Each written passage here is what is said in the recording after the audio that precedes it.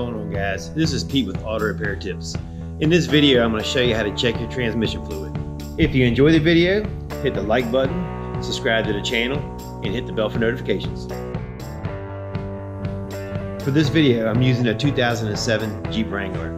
This procedure is going to be the same for about 80% of the vehicles out there.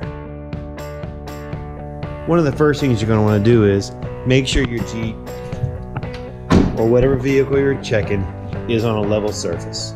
Okay? Then what you're going to want to do is you're going to want to locate the transmission dipstick.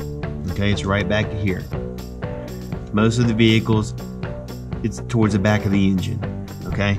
You're going to want to check your owner's manual if you can't find yours for a specific location. Some vehicles don't have a dipstick. They have a place for it too, but they don't have a dipstick. In the top corner, I'll put a link to a video that I made earlier in the year that'll show you how to check a transmission fluid with a vehicle that has no dipstick, like a 2012 Dodge Durango. They have the dipstick too, but there's no dipstick. And again, I'll put that video up top in a little bit, a link to it. So what you're going to want to do is you're going to want to start the vehicle up. You're going to want to bring the vehicle to operating temperature. All right. After you do that, what you're going to want to do is you're going to reach back here with the vehicle running. Make sure you stay clear of any belts or anything that could hurt you. You're going to pull the dipstick out. You're going to take a rag. You're going to wipe it off.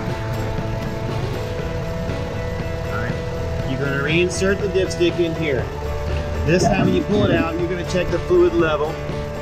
Okay.